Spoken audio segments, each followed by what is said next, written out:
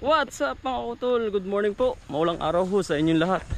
Yan, bali ho ngayon ay mga utol ay mag-aabuno ho tayo sa lahat mga utol. Maliban lang sa talong, at talong naman po ay nalagyan ng chicken manure mga utol. Ang dadalihin ho namin ang palaya at pipino mga utol. Kumusta ho kayo mga utol? Ayan ang ulan. Hindi na ho din na init-init. Talagang biyaya ho. Hariho sa atin.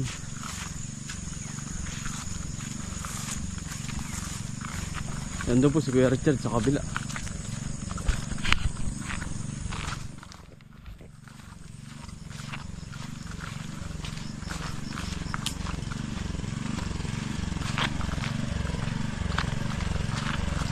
Baka na po ang gamit natin.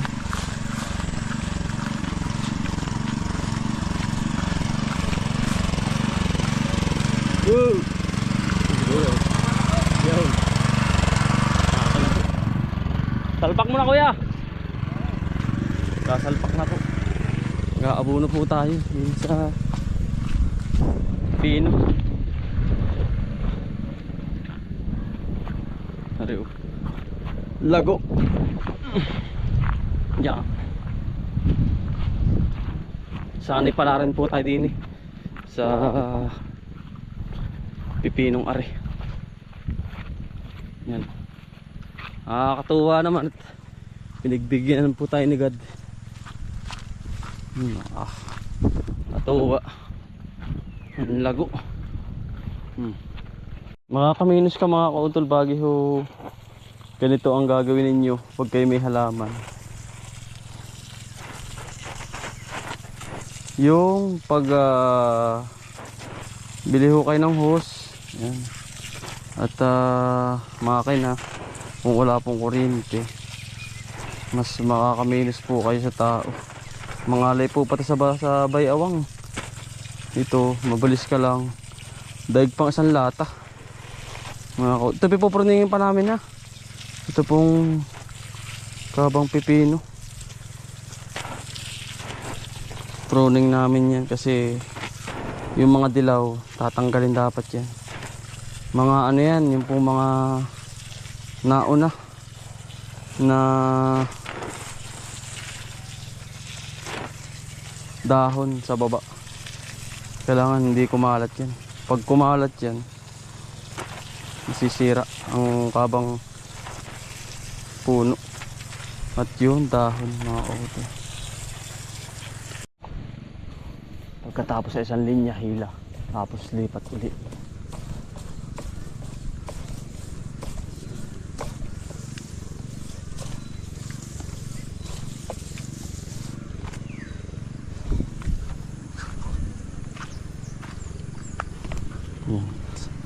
Tapos dapat may tao ka doon mga utol, tagahalo para mahalo ang abono, hindi ho matulog. Lago mga utol. Saka upo, lago din.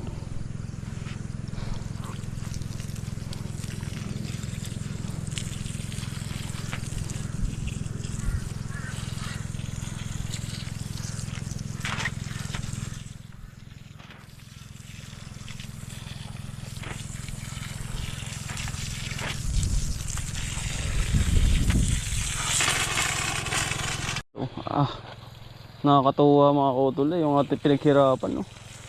Talagang may bunga mga utol.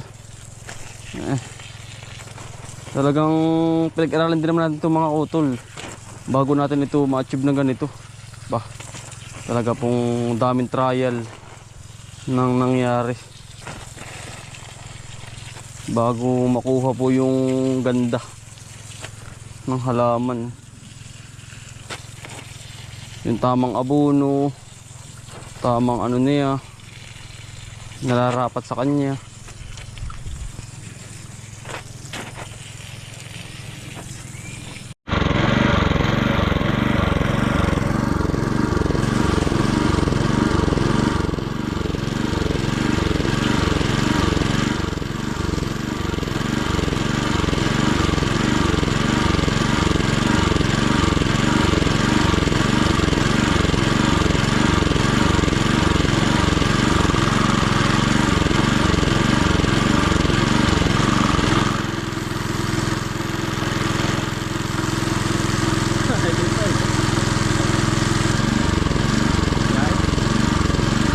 Tumakas na rin.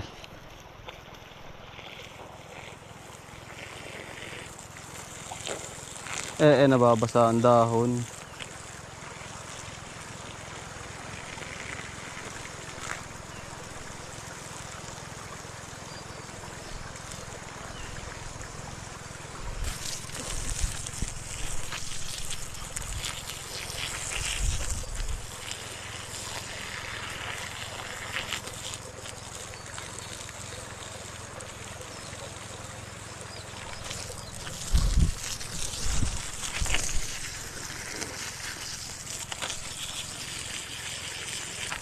Dala lahat pagdidilig ay.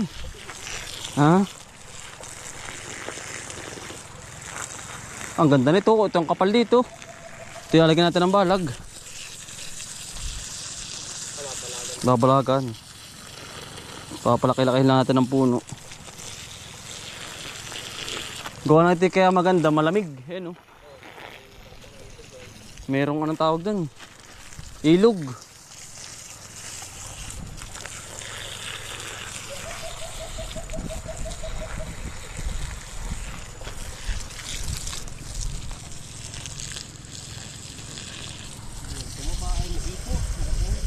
Ay, sabay-sabay na yan. Ganda oh.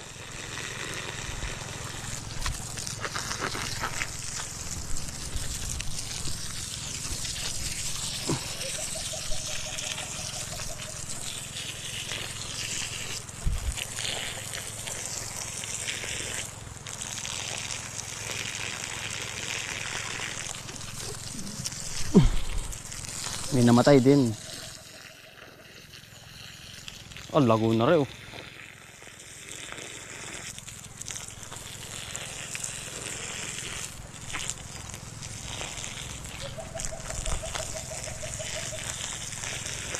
$35 days ito. Nabunga. Sabi ni Sir Ryan.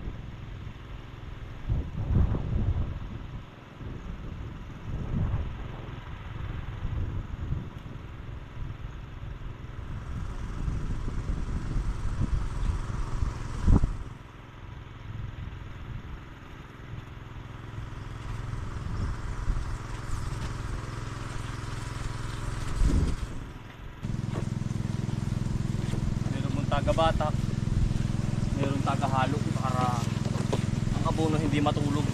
Kumbagi tubig ang lalabas ay pag hindi nakahalo.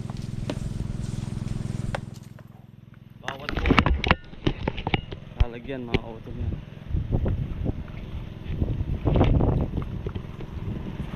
Yan. Kaya sabi mo na ngayon palaya. Kabila yan. Yan may salitan. Paring wala yung kabila. Ah, putihin na naman ano.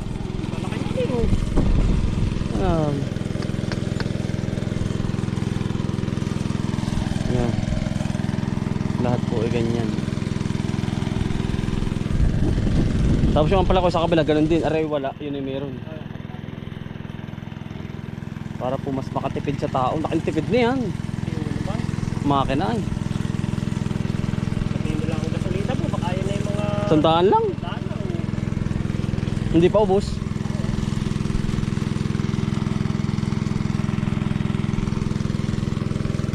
Yan.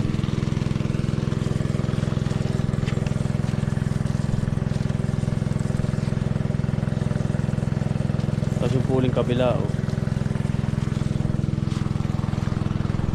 Naputol na pala ari. lalo sa ampalaya ang bigat. Bagay taas naman yun, napo ko sa madami. Yan, makakina ho, yeah, makakaminos-minos. Pero yung talong naman ayos na ho doon, at meron na mo po yung ano, chicken manure, at nabunuhan na rin naman yung mga kautol. Tapos mga kautol, ito namang ampalaya, sinawa din natin. Ayan, para mas ano na siya, mas tumaas lalo. Every ano, ang interval ko sa ganito mga kautol, kasi bungahan na po eh. Yun ang ating ampalaya, ay iniingat-ingatan natin yung bulaklak at yung kanyang katawan. Kasi kapag pinabayaan mo mga kautol ng katawan niyan, wala na, hindi na siya ano, hindi na ho siya aakyat pa at hindi magdidingding. Ay gawa ng ano mga kautol, magdadagdag po ulit tayo din ng isa sa taas ng balag. Ayun oh, akyata na oh, bulaklaka na, magandang dahon. Hindi pa tayo naglalagay ng ano, mga kung anong lason dyan, wala. Kasi ang inuuna ko muna mga kautol, yung paligid. Kasi ang paligid mga kautol, nandiyan ang mga maninira.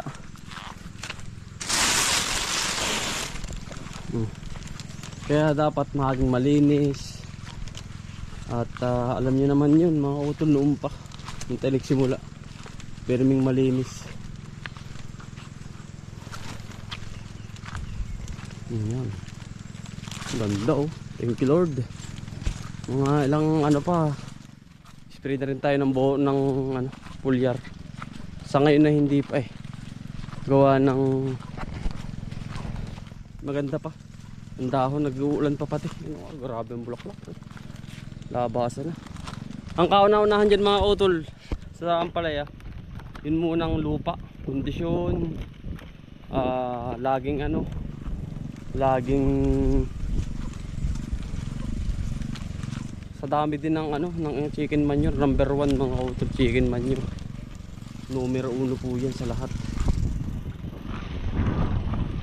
Kaya siguro ho, kaya nagkaganito ng makapal na makapal. Sarap amuyin eh, pait.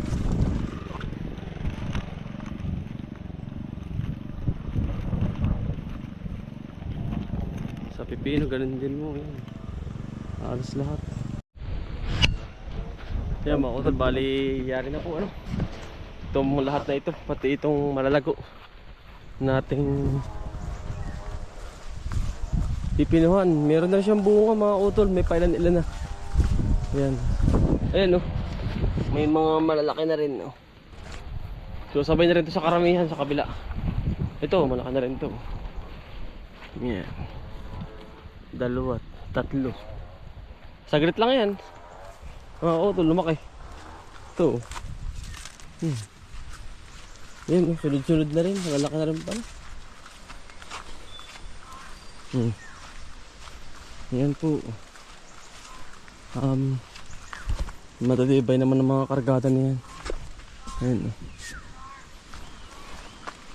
May mga karga na rin yan na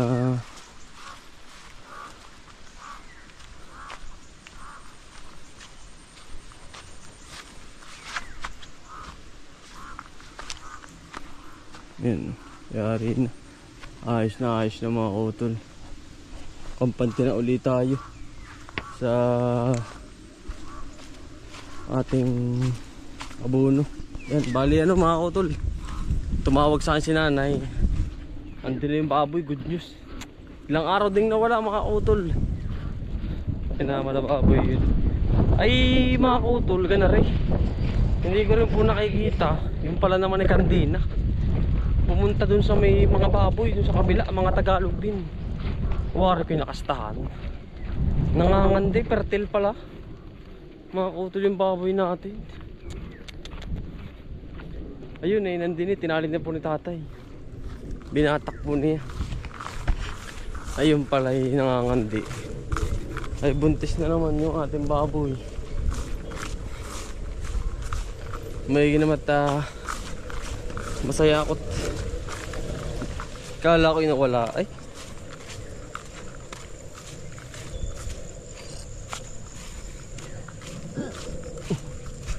Excuse me po. Laring talong mga kautol.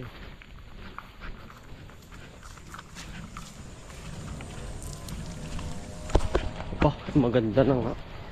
Mga kautol nitong naabunuhan, no.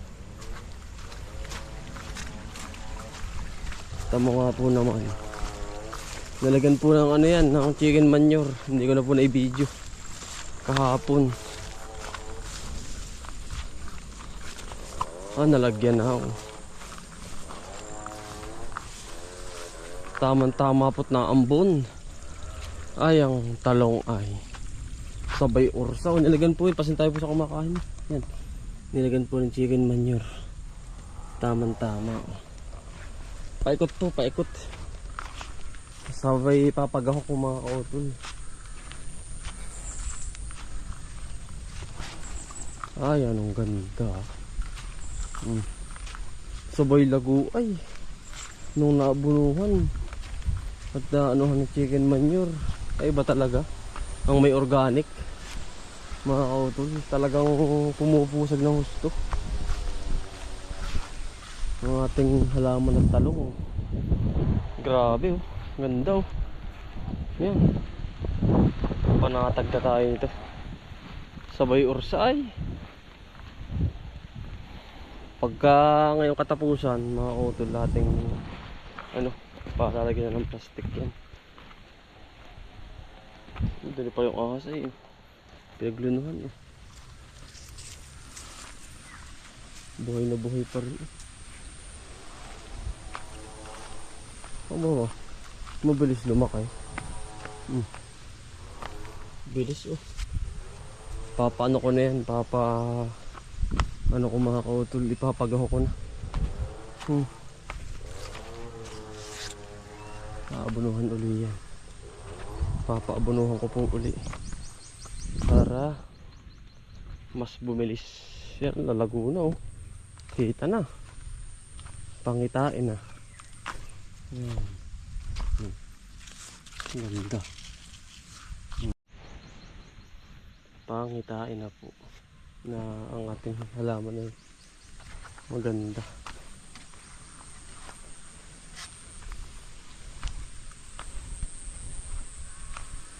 Quality na po ang ating mga talong. Maganda na. Puntahan na natin yung baboy mga kautol.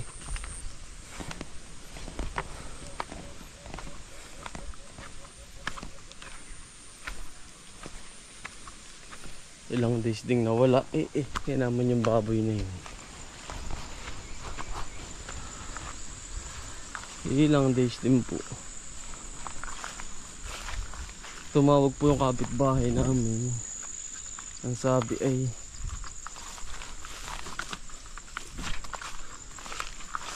yun daw pong baboy ay nandoon sa may sa kanila. Kala daw po ay kung kanino. At ano po ako ay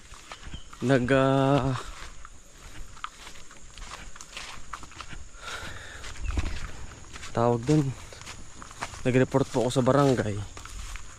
Ayun,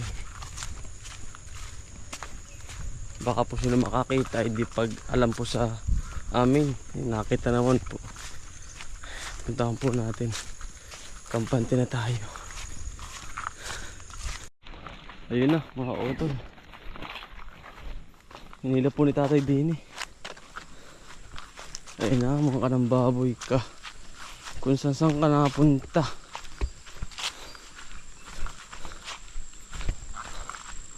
Nandiyan ka lang pala. Ayun, bagong tabas po ito, eh. Walang joke, ah. Ikaw pala fertile.